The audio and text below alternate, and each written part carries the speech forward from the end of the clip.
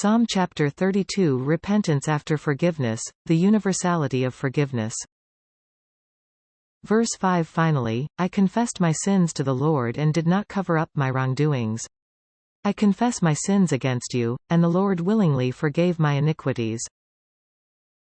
On the surface, Psalm chapter 32 presents forgiveness after repentance.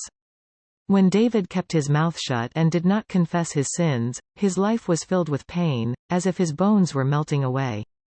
When he opened his mouth and poured out all the sins he could think of, the Lord's forgiveness came to him. David advises not to act like a horse or a mule that needs to be controlled by a bit and bridle. Verse 9. In short, the sooner one repents, the easier life becomes. This is convincing because it is David's vivid experience. It is also common sense for Christian believers. In the formula of forgiveness after repentance, God becomes an expert in handling people's repentance. Despite the infinite repetition of repentance, God forgives through the foolishness of repentance. There is also a formula for repentance after forgiveness.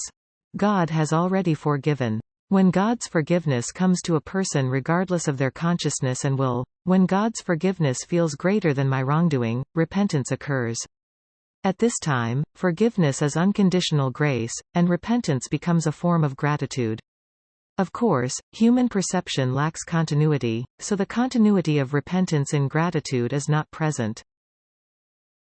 Then, did David sing Psalm chapter 32 in the structure of forgiveness after repentance?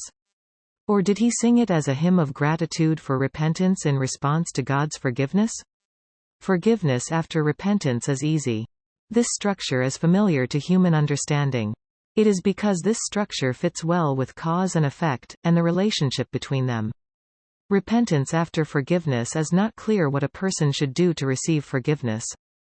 It is because one becomes dumbfounded in front of the declaration that God has forgiven preemptively and entirely. What remains is gratitude. Among various forms of gratitude, there is repentance. When only an uncomfortable and painful life is visible, and that is all that fills the heart, repentance seems greater than forgiveness. We are likely to understand Psalm chapter 32 as a hymn of David, who repented and received forgiveness. However, it is also true that David's example cannot be applied to all cases. There are people who cannot sing Psalm chapter 32 as their own and cannot sing it with a full heart. They are also required to have the sincerity and purity of repentance, which is cruel.